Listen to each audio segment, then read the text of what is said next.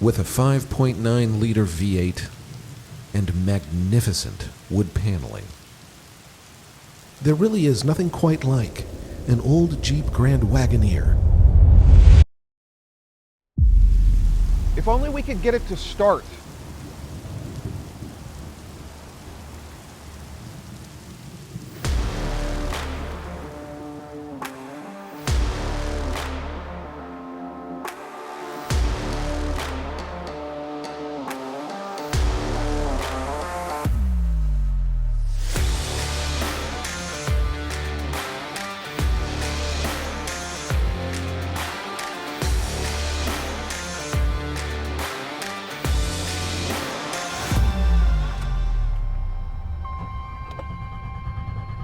After a helpful jump from the crew,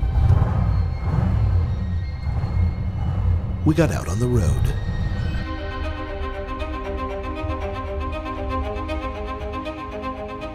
The Wagoneer wasn't the first SUV, but it was the first built to be sophisticated. It was meant for hauling your family around, not lumber. In fact, it was so popular that they made only minor changes to it during its nearly 30-year run. So every Telluride, Explorer, CRV you see on the road today, they're old because of this car.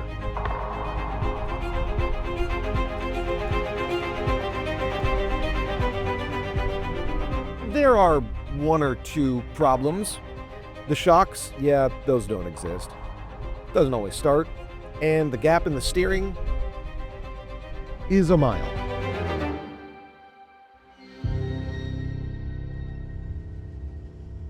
That's awesome. Beautiful day. Yeah. I thought, what could be better for a rainy day than a purple Jeep with wood paneling? Fantastic. It's something. Yeah. Well, should we go for a ride? I love it. Yes. Let's do it.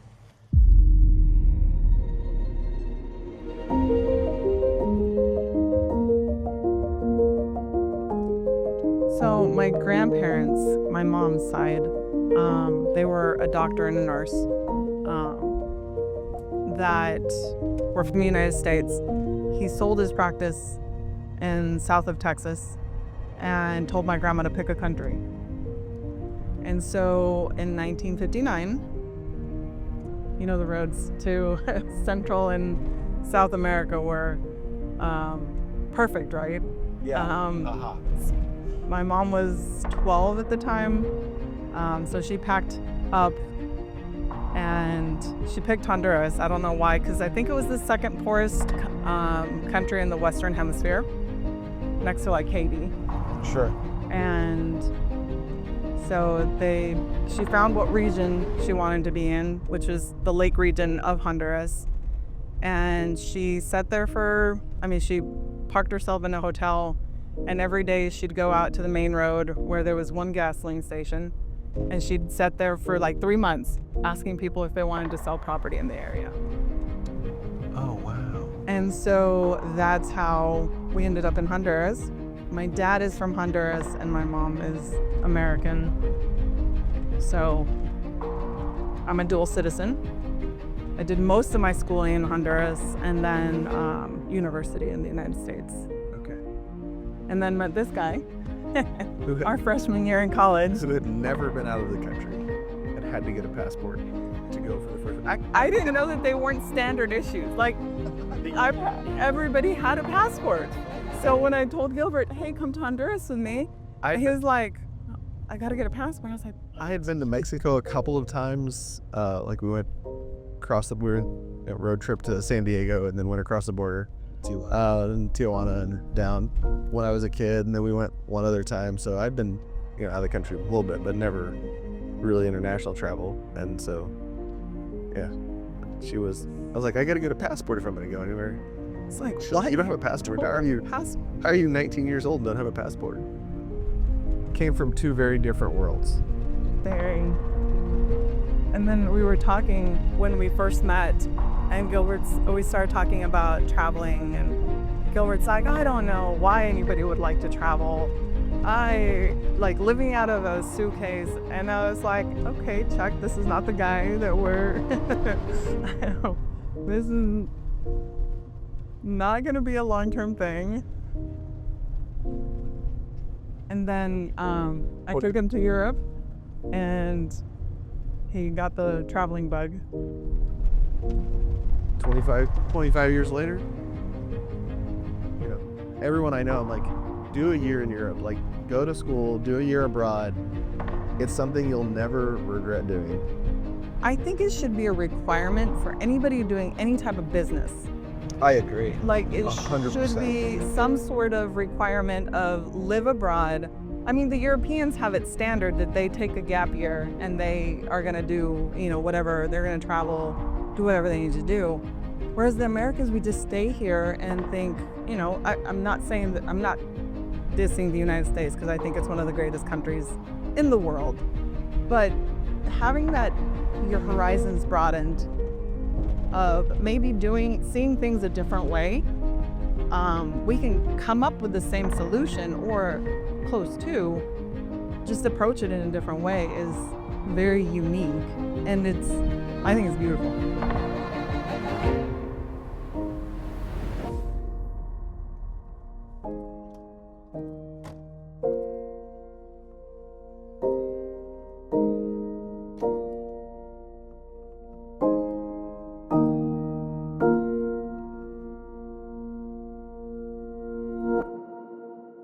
Well, in my, dare I say, 20 years of doing this, I think I can count the number of husband-wife teams I've met on one hand.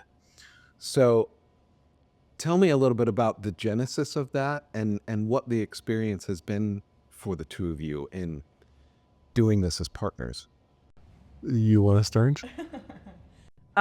So I started in the industry first.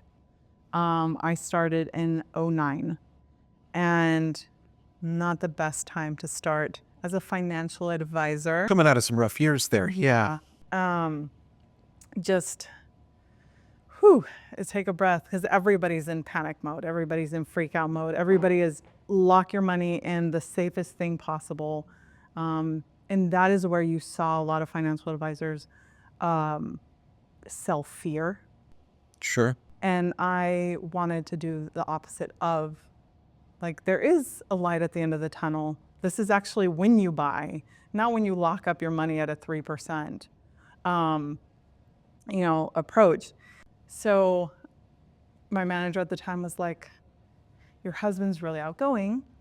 I'm going to recruit your husband. And I was like, I am not going to be his manager. Like, I refuse. That's your project. if that's where you want to go with that. And he graduated with a dual major in business and computer science in 2008. So he was thinking, I'm going to go, my dad's in IT, I'm going to IT. And that's the first place that companies actually cut, was their IT department. They just gutted their IT departments. Outsourced for the most part. Yeah. And so there was no jobs we had, and I was like, well, I spent all this money getting a college degree. I might as well put it to use for something. And so I came in, we ran separate practices for 4 years. Yeah, about 4 years we ran separate practices, and time came, and I was like, what a really problem became was, I knew her clients, she knew my clients. Clients would call in and be like, hey, I need something. We didn't have a system. We weren't set up so that I could assist her clients, because I was not their rep. I was not their advisor. Couldn't help them. Same thing. And so finally we're like, why are we doing this separate? We're running two completely separate businesses, doing the exact same thing, sitting 5 desks apart. Why? I quickly realized that the client-facing portion of the business was much more her strong suit, and the back end, building the portfolios, managing money, doing all of that kind of stuff, dealing with all the product partners, was more what I did. So I do all the behind-the-scenes stuff, and she does all the client-facing stuff, and it works. Every client is completely different. My version of retirement versus your version of retirement is completely different. So that's one of my favorite things about what we do is like putting together a puzzle that is very unique. And it's not about me, it's about what they want, and actually being able to, okay, this is what you told me you wanted. Now, this is how you get there. What part of it do you want to do now, or what part of it do you want to wait and do later, or what part of it do you not want to do? I'm not in the business of selling one more product, but this is what I think you need. Right. Do you think that doing this as a team, as a family, gives you a unique perspective working with families that other people might not have in their business? Absolutely. It's because it never turns off. You never get to go home. I work my job, she works her job. Hey, what'd you do at work today? No, it's I'm brushing my teeth at night. Hey, did you get this piece of paperwork turned in for the client? Hey, did you remember to do this?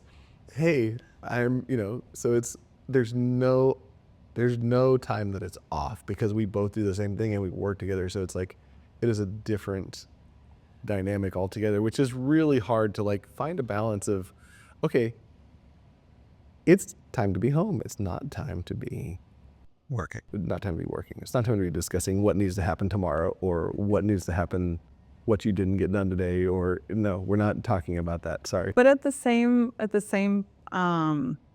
flip side, every couple has the same kind of issues, like relational issues between, husband and wife, and then the kids.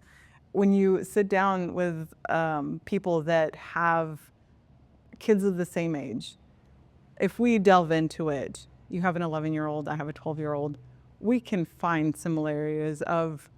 Absolutely. And so, yes, where everybody's version of retirement is different, the things we go through in life, doesn't matter where we fall on the life scale of affluent or not, there's a common thread in everything. And because we are a team, we can help clients in very different ways. You've shared that you get all kinds of requests from clients about, things that maybe fall under the advice category, but not necessarily financial advice. But can you share a time in any way where a client came to you with a really unique situation and you were able to engineer a fantastic experience for them? I would say my experience would be mostly just being a fairly handy person. It's clients being like, hey, maybe telling me about something like, oh, let's get that fixed. Like, let's just get it taken care of. Like, it's not that big of a deal. I'll come back and we'll work on that. Like, because a lot of our clients are very close. Like, they're longtime clients. Sure. We have good personal relationships. We have one client who, as a matter of fact, recently was like, hey, so I need to get my washer fixed, but the valve is busted. Like, can you tell me a plumber? And I was like, well, I mean, you just live a couple of miles from me. Like, let me come over and see. And so Or the client that was recently widowed, and we were talking about it and talking about handymen and how she couldn't get one out. And I was like, I'll send Gilbert over. yeah, I get volunteered for a lot of things. That does happen. Because he is very handy. And I really enjoy doing those things. Yeah. There is something about when the majority of the work that we do now is digital. We're doing it on a screen. Being able to then go do something with your hands that's real and physical, it is special in a interesting kind of way. Yeah, and most of the time the client isn't asking. Like, they realize that it's way outside of our realm. But when you look at the time it takes an electrician or the minimum hours that a client is going to pay for an easy job, I'm like, Gilbert can do that really. And so I call him and I'm like, so I told X client that you're going to be there. And Gilbert's like, okay, I'll go to Home Depot or It's just an excuse for me to buy another tool. to. I like that mentality a lot. Yeah. You touched on this a little bit in talking about having to have hard conversations with clients. But what's a misconception that you think people have about either the wealth management industry as a whole or what to expect from an advisor that you've had to overcome? I've had clients who were like, well, in 2008, I couldn't reach my advisor. So a lot of advisors decided not to answer their phones. And It's a bold strategy. very bad strategy. So in 2000, in 2020, I was like, note to self, be reachable. Like at any point in time, be reachable for the client because the client doesn't know what's going on. Like they don't have any clue. They've trusted you with their life savings and they just need to know some reassurance. And that I think is part of 100% my job is walking people off of the ledge of that fear ledge of, okay, sell everything and go to cash or sell everything and put it in some random annuity that somebody is selling them due to fear. So that was one of the things, my takeaways very early on. I learned that the client just wants to be able to get a hold of you because this is their life savings. Like this is what they've worked their whole life for. I feel like there's maybe this expectation that you're always going to have the answer. But I think a lot of people know that maybe you don't, but they just want to be able to talk to you. Yes. And they want to understand your perspective. For sure. And if they can't even find you, then that's... Or just not answering the phone. Yeah, you'd be surprised how many stories you hear of people. Oh, I couldn't get an answer. I couldn't get a direct answer. They'd like beat around the bush. Well, no, not even. I mean, just Yeah, not an no. answer on the phone. Like they couldn't get a hold of their person. Yeah. I can't imagine. Can you imagine being down 20% and like your person not answering the phone? No, that would escalate things so much worse than the... And you immediately go to the worst spot. Oh, yeah. In history in your life, and Yeah. you're just like, They're in Tahiti with my money and yes, I am ruined. yes. Yeah. I won't ask you to put it into one sentence, so maybe a paragraph. If you could sum it up into a paragraph, why do you love what you do? Being able to help somebody, being able to decipher financial statements for the widow that has never, ever looked at a financial statement in her life. Like that is my husband's job so many times as a female. And I try to empower my female clients to take a step into and being part of that world and being part of that conversation with their husbands because so many times they are going to be widows. Like that's statistically, that is the inevitability, right? Being able to decipher a financial statement for a widow and being able to be like, you're going to be okay. Her relief on her face is pain itself. Like so many times you're just like,